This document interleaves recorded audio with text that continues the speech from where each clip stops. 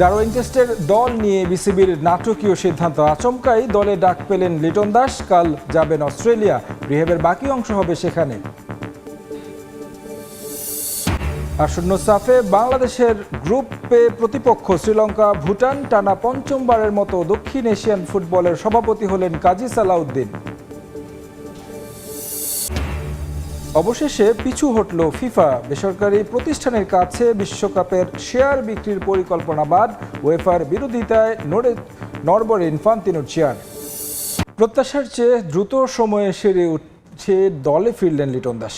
অস্ট্রেলিয়ার বিপক্ষে প্রথম টেস্টের জন্য দলে যুক্ত করা হয়েছে এই অভিজ্ঞ ব্যাটারকে। যদিও ফিটনেস টেস্টে উতরাতে পারলেই সুযোগ পাবেন একাদশে। তবে প্রথম ম্যাচ নিয়ে শঙ্কা থাকলেও দ্বিতীয় টেস্টের একাদশে লিটনকে পাওয়ার কথা জানান বিসিবির ক্রিকেট অপারেশনস ইনচার্জ শাহরিয়ার নাফিস। দলের সঙ্গে যোগ দিতে রোববার রাতে দেশ ছাড়বেন লিটন। জুনে অস্ট্রেলিয়ার বিপক্ষে ওয়ানডে সিরিজে কাফ মাসেলের ইনজুরিতে পড়েন লিটন দাস। এরপর অজিদের বিপক্ষে টি-20 ও জিম্বাবুয়ের বিপক্ষে একমাত্র টেস্টে দলে থাকলেও মাঠে নামতে পারেননি। ছিটকে যান 23 বছর পর অস্ট্রেলিয়ার মাটিতে টেস্ট খেলতে যাওয়ার দল থেকেও। এই ইনজুরি নিয়ে জল ঘোলা কম হয়নি। পুরোপুরি সেরে ওঠার আগেই জিম্বাবুয়ে সিরিজে লিটনকে যুক্ত করায় কারণ দর্শানোর চিঠি পায় বিসিবির মেডিকেল বিভাগ। তবে এবার সুখবর পেলেন ওয়ানডে ও টি-20 অধিনায়ক। পুনর্বাসন প্রক্রিয়া দ্রুত হওয়ায় প্রথম টেস্টের স্কোয়াডে নাম উঠেছে এলকেডির। ব্যাপারটা হুট করে হয়নি। আমরা সবাই জানি যে গত 26শে জুলাই মাসে বাংলাদেশ টেস্ট টিম ঘোষণা করা হয়েছিল এবং ওই মুহূর্ত পর্যন্ত যে লিটনের ফিজিক্যাল কন্ডিশন আপডেটটা ছিল ওইটা স্যাটিসফ্যাক্টরি ছিল না। লাস্ট 7 ডেজে ওর রিকভারি প্রসেসটা খুবই ভালো হয়েছে এবং ওভারঅল মেডিকেল সিলেকশন কমিটি এবং ওভারঅল বোর্ড মনে করেছে যে ওর যে প্রোগ্রেসটা এইটা গোয়িং ফরওয়ার্ড আরও দ্রুত হয়তো সে রিকভারি করতে পারবে। কিছুদিন আগে চিকিৎসার জন্য সিঙ্গাপুরে যান 31 বছর বয়সী এই উইকেট রক্ষক ব্যাটার। সে সময় বিসিবি জানায় আগামী 12 আগস্ট ফিটনেস টেস্টের পর লিটনের মাঠে ফেরার ব্যাপারে নিশ্চিত হওয়া যাবে। ইতোমধ্যে দ্রুত গতিতে সেরে উঠে মিরপুরে ব্যাট হাতে অনুশীলনও করেছেন তিনি। তাতেই অস্ট্রেলিয়াতে যাওয়ার এই সিদ্ধান্ত টিম ম্যানেজমেন্টের। সেখানেই হবে বাকি পুনর্বাসন প্রক্রিয়া। বাকি যে রিহ্যাব প্রসেসটা আছে সেটা অস্ট্রেলিয়াতে গিয়ে কমপ্লিট করবে এবং ওর ওখানেই ফিটনেস টেস্ট হবে। So if he passes the fitness test he might become available for the first test, if not second টেস্টের জন্য ওর অ্যাভেলেবল হয়ে যাওয়ার কথা। সো এই কারণেই বোর্ড মেডিকেল ডিপার্টমেন্ট এবং ন্যাশনাল সিলেকশন প্যানেল ডিসিশন নিয়েছে যে ওকে আমরা এখন ট্রাভেল করতে যেতে দিতে পারি। এদিকে ইনজুরিতে আরেক আক্ষেপের নাম নাহিদ রানা। সিরিজটিতে খেলা হচ্ছে না এই পেসারের। যদিও চিকিৎসার জন্য আগেই অস্ট্রেলিয়া পাড়ি জমান তিনি। সঙ্গে আছেন আরেক পেসার তাসকিন। তাদের অবস্থার কথাও জানান শাহরিয়ার নাফিস। ওরা অস্ট্রেলিয়াতে গিয়েছে, এখানে ওদের সব ধরনের অ্যাসেসমেন্টই হয়েছে, স্ক্যান হয়েছে, ডাক্তার দেখেছে। তো মেডিকেল ডিপার্টমেন্টের বায়াজিৎ ভাই ওর সাথে ট্রাভেল করেছিল। তারা এখন অফিসিয়ালি আমাদের রিপোর্ট লেখেনি এবং আমরা জানি যে স্ক্যান এবং স্ক্যানের রিপোর্ট একটা স্টাডি করে রিপোর্ট দেওয়ার কথা। তো আমরা যে উদ্দেশ্যে ওদের পাঠানো, আমরা ওদের অ্যাসেসমেন্ট করতে পেরেছি। ফার্দার রিপোর্টের জন্য আমরা ওয়েট করছি।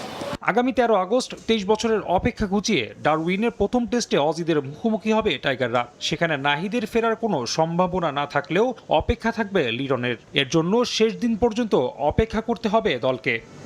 10 ব্যাটার নিয়েও ত্রিদেশীয় সিরিজের প্রথম ওয়ানডেতেই সাউথ আফ্রিকা ইমার্জিং দলের সামনে মুখ থুবড়ে পড়েছে বাংলাদেশ ইমার্জিং দল।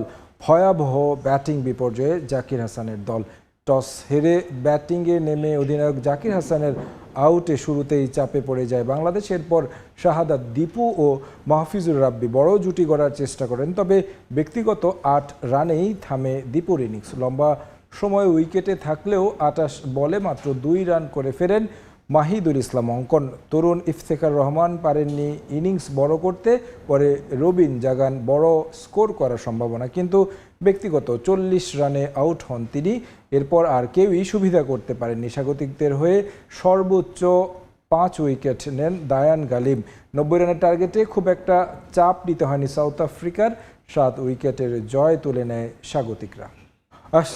আসে যে দেখা যাবে বেন স্টোকসকে। অবসর ভেঙে আবারও 22 গজে ফিরবেন ইংল্যান্ডের সাবেক অধিনায়ক, এমনটাই আশা ইংল্যান্ড ক্রিকেট বোর্ডের ডিরেক্টর রব কির। বিশ্বকাপ জয়ী এই তারকার জন্য জাতীয় দলের দরজা খোলা আছে বলেও জানান তিনি। এদিকে লাল বলে ফ্লেমিং রুট যুগে আবারও ইংল্যান্ড টেস্টে আধিপত্য দেখাবে বলে মনে করেন মাইকেল ভন।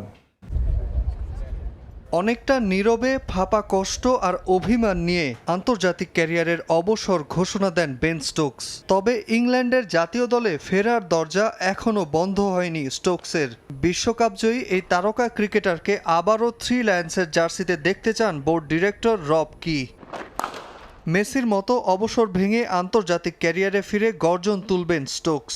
আবারও ২২ গজে ব্যাটে বলে শাসন করবেন ৩৫ বছর বয়সী এই অলরাউন্ডার। রবার্ট কি স্পষ্ট করে বললেন, স্টোকস এমন ঘটনা ঘটালে মোটেও অবাক হবেন না তিনি। ঘরের মাঠে আগামী গ্রীষ্মে অ্যাশেজে ইংল্যান্ড দলে স্টোকসের জন্য সুযোগ থাকবে। এটা একটা দারুণ ব্যাপার হবে যদি স্টোকস ফিরে আসে। নামটা স্টোকস বলেই যে কোনো কিছু সম্ভব, তবে এ নিয়ে তার কোনো বিবৃতি আসেনি। ব্রেন্ডন ম্যাককালামের বাজ বল যুগের অবসানের পর লাল বলে ইংল্যান্ডের কোচের দায়িত্ব আরেক কিউই স্টিফেন ফ্লেমিংয়ের কাঁধে। ক্যারিয়ারের শেষ বেলাতেও সোনালি সময় পার করছেন জো রুট। টেস্টে সর্বকালের সর্বোচ্চ রান স্কোরারের তালিকায় আছেন দ্বিতীয় অবস্থানে। তবে বেন স্টোকস ছাড়া দল গোছানো কঠিন হবে বলে মনে করেন সাবেক ইংল্যান্ড অধিনায়ক মাইকেল ভন। দলটার হাল ধরা রুটের জন্য কঠিন হবে। আগামী কয়েক মাসে কি হতে যাচ্ছে তা নিয়ে আমি কৌতূহলী। তবে স্টোকসের ফেরা নিয়ে ক্ষীণ আশা রাখাই যায়। এমনটা হলে খুব খুশি হব। যদিও ফ্লেমিং রুট অধ্যায়ে আবারও দাপট দেখাবে ইংল্যান্ডের টেস্ট দল, এমনটা মনে করেন রব কি। টেস্টে আমরা ভালো সময় পার করেছি, তবে এখন কিছুটা ব্যাকফুটে। ধারাবাহিকতা বজায় রেখে ম্যাচ জয়ের মডেল তৈরি করতে চাই। রুটের সঙ্গে কথা হয়েছে, নতুন কোচের সঙ্গে কাজ করতে মুখিয়ে আছে সে। এবছর জুনে আন্তর্জাতিক ক্যারিয়ারের অবসর ঘোষণা দেন বেন স্টোকস। চূড়ান্ত হলো সাফের গ্রুপ এতে বাংলাদেশের সঙ্গী শ্রীলঙ্কা ও ভুটান। টুর্নামেন্টের অন্য গ্রুপে দুই চিরপ্রতিদ্বন্দ্বী ভারত ও পাকিস্তান। তৃতীয় দল হিসেবে আছে মালদ্বীপ। মাঠে গড়াতে যাচ্ছে দক্ষিণ এশিয়ার ফুটবল বিশ্বকাপ খ্যাত সাফ টুর্নামেন্ট। ২০১৮ সালের পর আবারও স্বাগতিক বাংলাদেশ। এবার চূড়ান্ত হলো গ্রুপ পর্বের ফিকচার। শনিবার ভুটানের রাজধানী থিম্পুতে অনুষ্ঠিত হয় সাফের এবারের কংগ্রেস। সেখানে আয়োজন করা হয় টুর্নামেন্টের ড্র। বাংলাদেশ স্বাগতিক আর র্যাঙ্কিংয়ে সবচেয়ে এগিয়ে থাকা দল ভারত হওয়ায় এদেরকে রাখা হয়েছিল ভিন্ন দুটি পটে। তাই গ্রুপ পর্বে যে দেখা হচ্ছে না এই দুই প্রতিবেশীর দ্বৈরথ, সেটা আগে থেকেই জানা ছিল। Bangladesh will automatically occupy Group A. Group এতে বাংলাদেশ, প্রতিপক্ষ শ্রীলঙ্কা আর ভুটান। ফিফা র্যাঙ্কিংয়ে লাল সবুজের চেয়ে দুই দলই পিছিয়ে। অন্য গ্রুপে একসাথে দুই চিরপ্রতিদ্বন্দ্বী ভারত আর পাকিস্তান। তৃতীয় দল হিসেবে তাদের সঙ্গী হয়েছে মালদ্বীপ। ফিফার নিষেধাজ্ঞায় থাকায় নেই নেপাল, যদিও সুযোগ আছে এখনো। ফেভারিট হিসেবেই গ্রুপ এ এর হয়ে ম্যাচ খেলতে নামবে লাল সবুজ। তবে গ্রুপ এতে 4 দল হলেও সেমিফাইনালে উঠবে শীর্ষে থাকা দুটি। গ্রুপ বিতে 3 দল হলেও একই হিসেব। আগামী 4 নভেম্বর থেকে শুরু হতে যাওয়া আসরের ফাইনাল 17 তারিখ।